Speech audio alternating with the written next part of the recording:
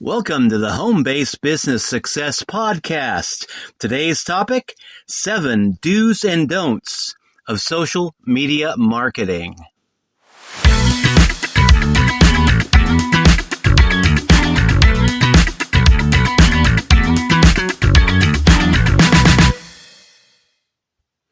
Hey, good morning, everybody. This is Ralph, and we're just diving back into it today with continuing our Affiliate Marketing for Beginners series.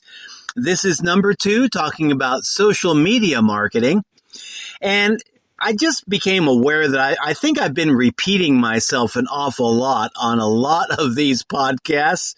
So I thought what I'd do today is kind of switch it up a little bit. Instead of going through my usual, listings of what to do on social media and what not to do, instead I'm going to pair up 7 do's and don'ts of social media marketing. And these are in no particular order. This is just what occurred to me as I was writing this stuff down early this morning with my first cup of coffee. So 7 pairs of do's and don'ts, and we'll start off with the don'ts on all of these. So the first is don't spam your link across social media.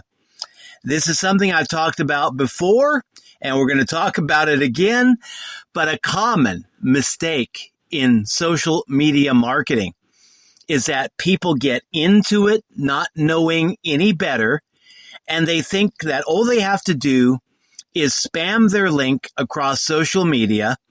People are going to see their link, and they're going to start making sales. Well, that tactic used to work maybe 10 years ago. Does not work so well now because it's been overused. People see these links being spammed over social media, and immediately they go on high alert. It's just red alert, red alert. They think, okay, what is this? Is this guy trying to scam me? If I click on this link, is my phone going to get infected? Will my computer get infected by some sort of a virus? Which is a thing to be careful of nowadays. So people don't just click on random links anymore. They need to get to know, like, and trust you before they're going to start asking for your link and possibly doing business with you. Which leads me to the do.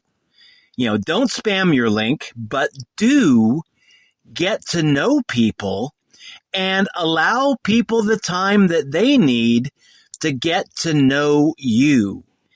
And see if your prospect is actually interested or has a need in what it is that you have to offer. A lot of times, another mistake that people will make is that they will try selling something to someone who is clearly not interested in it. Facebook is really bad about this, but once people see that you're a entrepreneur or a digital creator, a lot of people don't even know what that means, but we'll have it in our profiles and be identified on Facebook as such. And they'll think, okay, well, I need to tell you about my cryptocurrency opportunity. Or, oh, you're an online entrepreneur, then you need traffic to your link, which is true, but you need to buy my solo ads to get that traffic. And people will just be hawking their wares to you without first taking the time to see if you even have an interest in that. And I had one guy that was just trying to sell me solo ads. And he kept going and going and going, and I kept telling him, not interested, not interested, not interested. And finally, he kind of ended our relationship by saying, wow, you evidently have so much traffic. Have you ever thought of being a solo ad vendor yourself? And, I just got tired of his pestering attitude. His style went from persistent to just pestering. So I ended up breaking that relationship off and, blocking him on Facebook. But yeah, you need to get to know people before you start showing them what it is that you have to offer, and allow people the time that they need to get to know and like and trust you. Because there's so many scams out there. There's so many fraudsters out there trying to sell traffic or SEO or crypto or one thing after the other. And God, I ran across a beauty of a scam from a guy that I thought I knew on Facebook, where he was selling a AI opportunity. Did not tell what exactly the AI opportunity was, but he knew the buzzword, artificial intelligence, AI. Everybody's trying to hawk that nowadays. And he was saying, this is a great opportunity. It's usually $49.95 to get in on it. I will waive that fee. We are spending tens of thousands of dollars to bring people into this absolutely free. And man, if you act now, I will get you in. And all you had to do, he wasn't even going to show you a link. He wasn't even going to tell you exactly what it was. But all you had to do to get started was tell him your name, your full legal name, your mailing address, your phone number, your email address. He wanted to have everything except your social security number. And I was actually kind of surprised he didn't ask for your social security number too. But I mean, it was a classic information harvesting scam.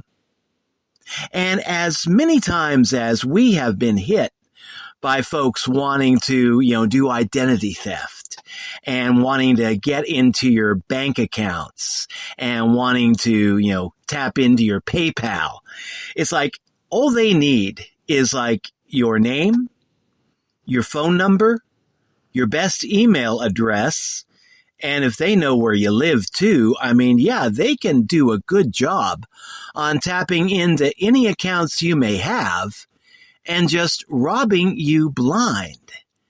And so, man, I just blocked that guy right away because I really didn't know him that well. And when he starts pulling stuff like that, wanting to get all of your information, and in return, just giving you a vague promise on a vague opportunity that he didn't even have an internet page for. Nothing to show you on paper, nothing to show you on internet, but he wanted all your details. Yeah, the internet is full of scams and potential scams like that. So you don't want to be doing that. What you want to be doing, I would say, this is how I choose to market. Take some time to get to know people. Allow those people the time to get to know you. And then once you get that know, like, and trust factor built up, then you'll see if they have a need for what you have to sell. And if they do, just say, hey, I've got this offer, may or may not be right for you, but would you like to take a look? Let them be the judge of whether or not they need to get involved in whatever it is that you have to sell. Don't be telling them what to do. You let them make their own decisions. We're all big boys and girls in this world in online marketing, and we need to be respectful of other people's rights to make up their own mind. So yeah, do get to know people first before showing them your link, and find out, do they have an interest? Do they have a need? Now, second couplet of do's and don'ts, or don'ts and do's. Don't use the default avatar on social media, for crying out loud. This is probably one of the biggest mistakes that a lot of newbie online marketers make and social media marketers make. And it just does not look good. People will use either the default avatar on their social media platform, which is a vague outline of a mystery person, and they don't really give you it does not give you confidence that that person is a real person. When I see something like that, it's like the first thing that goes through my mind is that this is a guy setting up a bot who was too lazy to even think of a fake picture to put up there as a profile. And so, please do not use the default avatar on social media accounts that you are trying to use to do social media marketing with. Do not use a picture of your kids. Do not use a picture of your pets. Do not use a picture of your cats. I love, kids and cats and things like that. And cartoon characters. That's the other thing people will do. They'll put a picture of Speedy Gonzales up there on their social media saying, hey, do business with me. And, that is just no way to introduce yourself to people. So don't do that. It makes it look like you've got something to hide when you refuse to put your own face on your own social media. I mean, your face is really your brand when you come to think of it. We hear talk about branding and things like that. Well, one brand that can be yours, uniquely yours, is your name and your face. And if you're afraid to show your face on social media, that's a bad look. People will wonder, who or what is this person hiding from? Is this a person in witness protection? Is this a scammer? It's easy to understand why scammers would want to hide their identity. It's kind of hard to figure out why honest people would want to hide their identity. So don't use the default avatar on social media, nor a picture of your children, your pets, your favorite cartoon character. Instead, do use a good picture of either yourself or your brand logo. And if you don't have a brand logo, no problem. I think really the best brand to have as a newcomer to the online marketing, affiliate marketing space is a good picture of yourself. Show people that you are not afraid to show your face online and that you are willing to show up as you. Not as Speedy Gonzales, not as the default avatar, but as you. And if you don't have a supermodel picture of yourself, don't worry about it. Just take out your camera, your smartphone, whatever you got. Take a reasonably good picture of yourself and put it up there as your profile avatar on social media. And this will help to build that know, like, and trust factor. Once people can see who you are and start looking and reading at your content that you post on social media, then they'll start to engage with you. And then they might start to think, maybe I should be doing business with this person.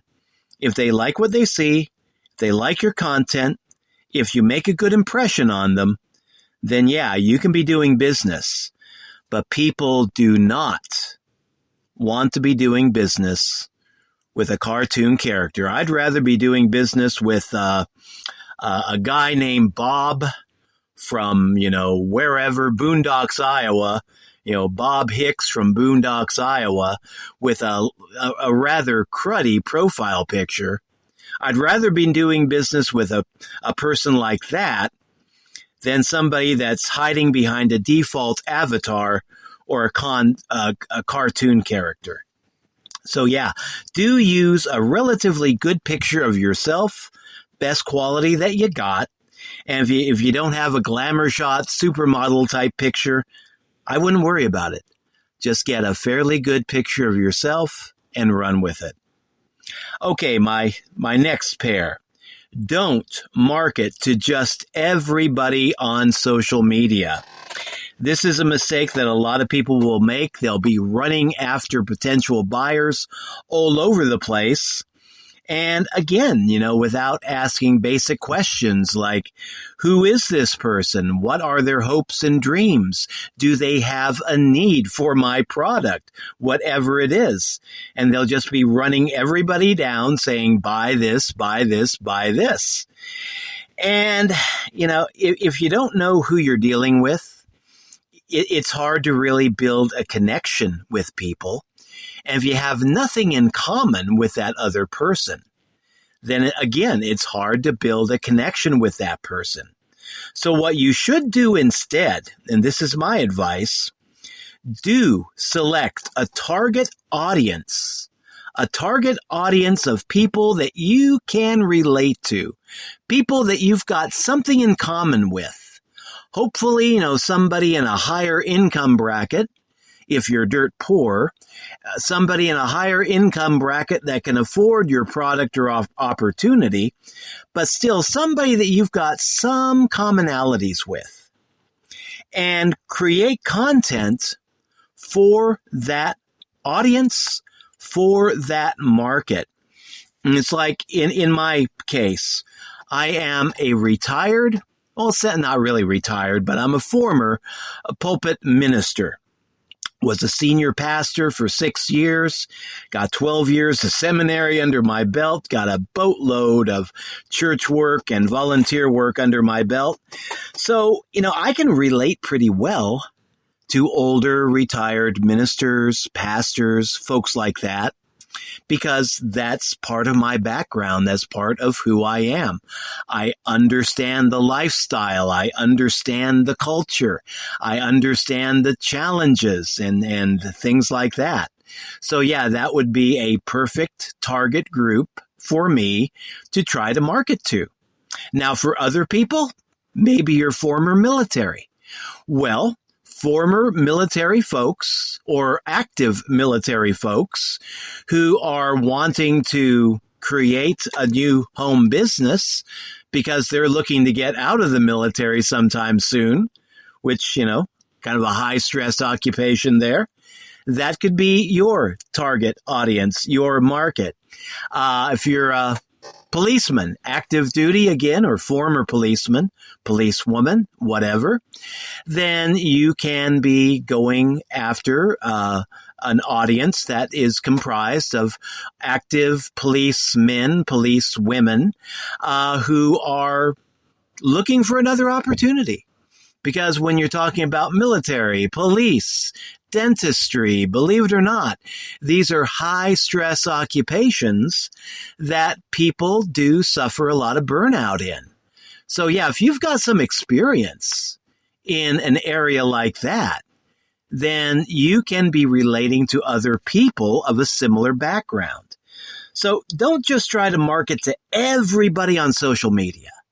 There's an old saying that if you're marketing to everybody, in the end, you're really marketing to nobody. But do select a target audience, a target market, your niche, create content for that audience. And if somebody from outside that niche decides to bite on some of your content and ask questions, do not automatically disqualify them because they don't fit your niche. I would still go ahead, answer their questions, bring them in if they show an interest in it. But don't disqualify them automatically because they don't fit your niche. There is some crossover in all of this. And I would say, don't discriminate against people because they don't match your target audience. But at the same time, you do need to be focused on a target audience because that's the group of people that you're going to have the most in common with and the best chance of reaching out to. But don't market to just everybody, but do select a target audience. Okay, the next group. Don't confuse marketing with prospecting. This is a big misunderstanding that a lot of folks have when it comes to social media marketing. They don't really realize the difference between marketing, which is creating content for a mass audience focused on a particular niche, but still you're communicating to a mass audience, and prospecting, which is you talking one-on-one with a certain individual, talking about your business, talking about your offer, seeing if they are interested. And a lot of people, when their sponsor is telling them you got to be doing prospecting, you need to be doing prospecting, they'll be out there on social media writing posts and posting videos and things like that, thinking that they're doing prospecting. No, when you're targeting a mass audience, that's marketing. When you're talking one-on-one with one person, that's what I call prospecting. And my advice, don't confuse marketing with prospecting. Instead, know the difference and do both. There are strengths to doing both. Marketing is a great long-term strategy for getting your message out there online. Your YouTube videos, your Facebook videos, your Facebook Lives, your podcasts, things like that. That's a great form of marketing that can be driving traffic to your business for months and even years to come. But it takes time to build it up.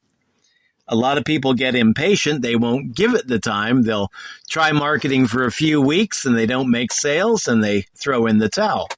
But it is a good long-term approach to getting leads over time once you learn how to do it right.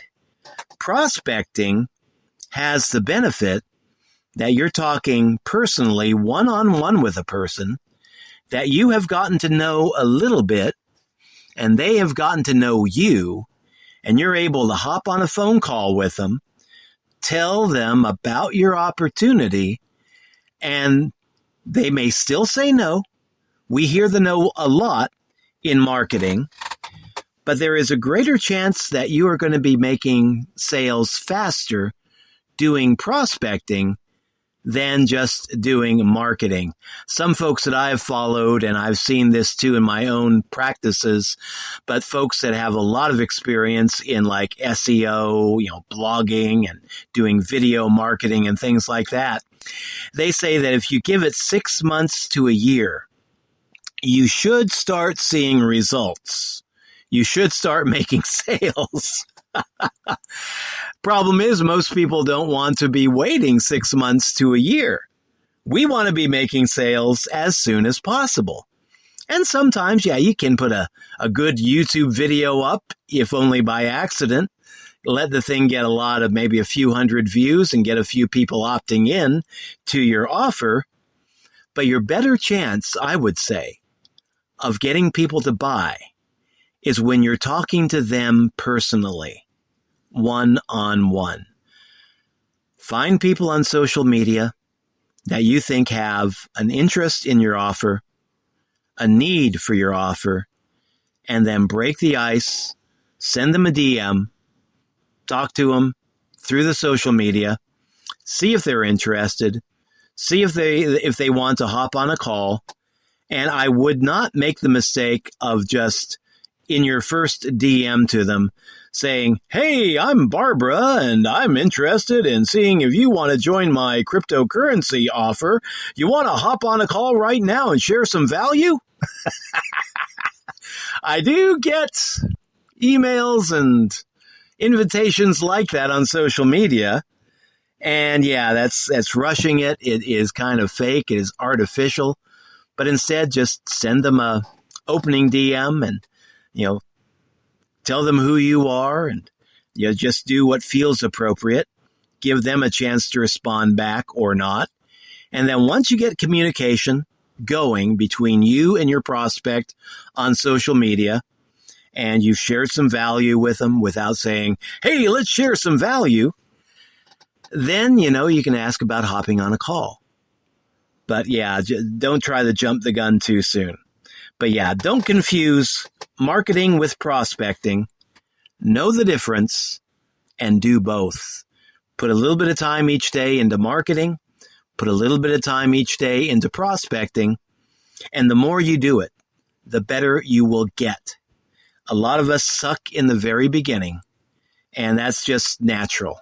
When you try something new, you're not going to be at your best. But if you give it time, grow with it, then yeah, you will get better. So yeah, do both. Make it a daily practice. Next grouping, don't do comment spamming or be making cut and paste comments on other people's posts. This is another common mistake that newbies will make. I've seen it time after time after time.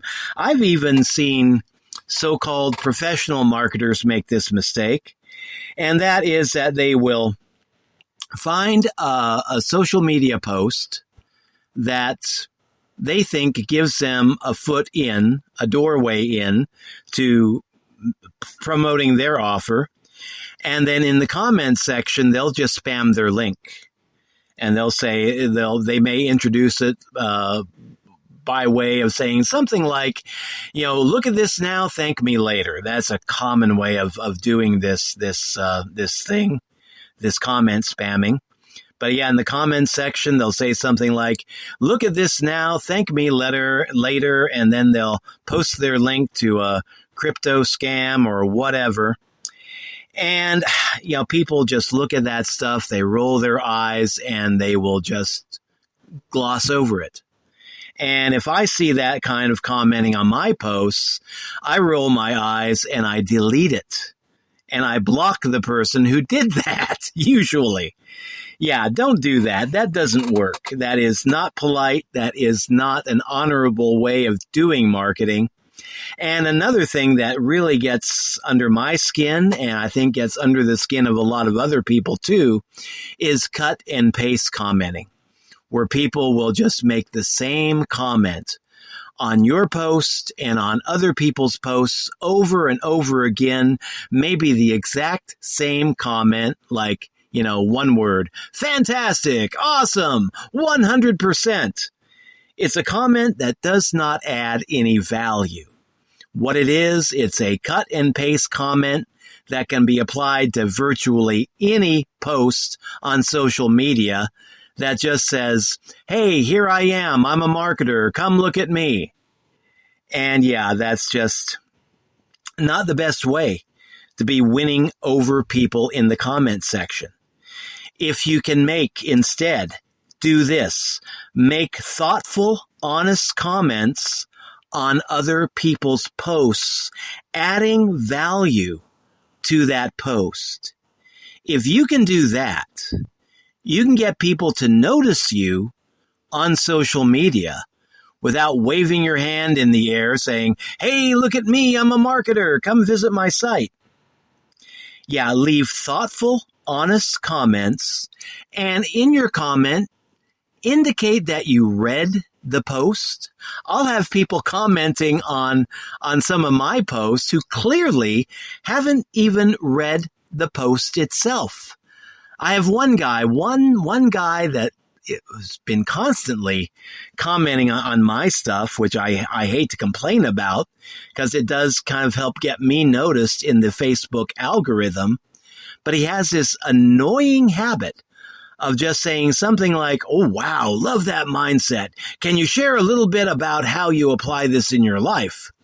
A very cut and paste cookie cutter type comment.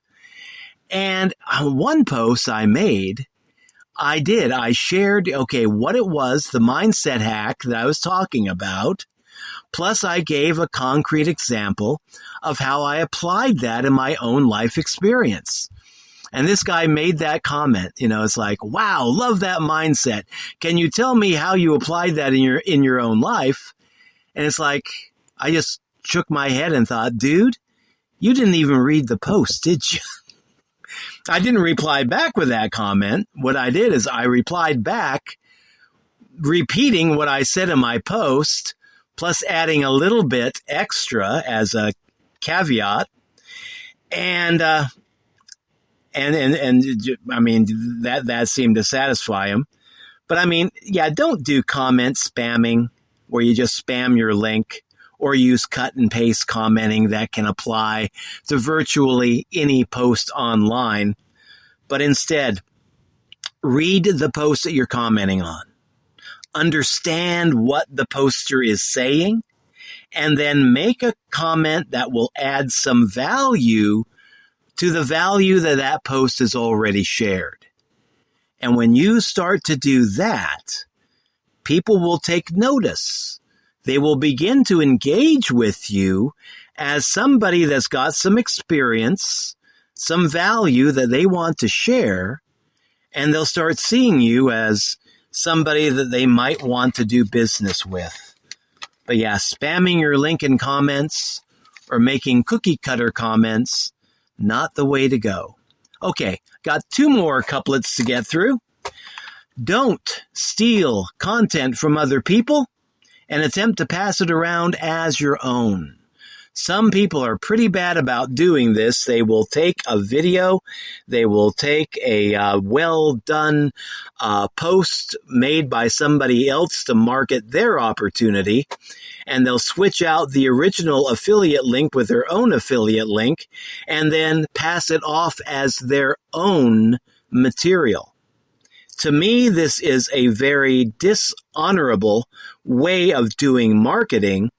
And if you're trying to stand out as a content creator, that doesn't make you stand out as a content creator. That makes you stand out as a content thief.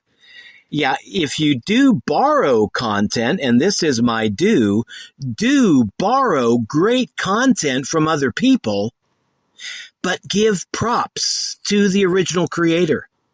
Let people know this is not my original idea here. This is not my original meme, but I do know who created the meme. And yeah, if you want to check out their other creations, well, this was Bob's meme that Bob put up.